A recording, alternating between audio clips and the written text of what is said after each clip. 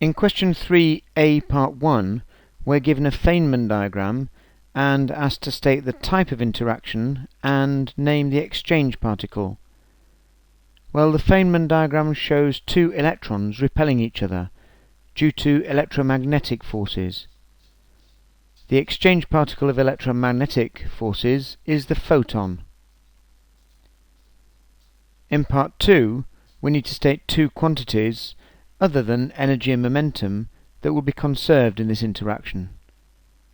Well, charge and lepton number will be conserved, as well as mass, baryon number, and strangeness. In B part 1, we're shown this Feynman diagram, which we need to complete to show the two particles formed in the interaction and the exchange particle. Well, this shows electron capture, so this particle will be a neutron, this is an electron neutrino, and the exchange particle is a W+ boson. In part 2, we're asked to name the type of interaction involved. Well, W+ bosons are involved with weak interactions.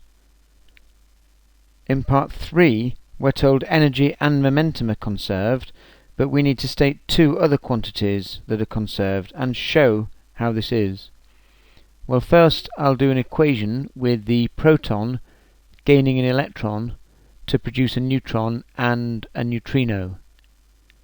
First, looking at charge, well, the proton has a charge of +1, the electron -1. This adds to 0. Both of the items on the right hand side are neutral, so this is balanced. With baryon number, the proton has a baryon number of +1, the electron 0, so this adds to +1. The neutron has a baryon number of +1, the neutrino 0, so baryon number balances. Leptons, well, the proton has a lepton number of 0, the electron a lepton number of +1, the neutron 0, the neutrino +1, so this balances. And finally, strangeness. All the particles involved have 0 strangeness, so this also balances. Finally, we're told the exchange particle was discovered by experiment with a rest mass that had been predicted. We're asked why it's important to test by experiment the predictions of a scientific theory. Well, if a theory fails to be backed up by a reliable experiment, the theory must be incorrect. The theory must therefore be changed, or possibly even rejected completely.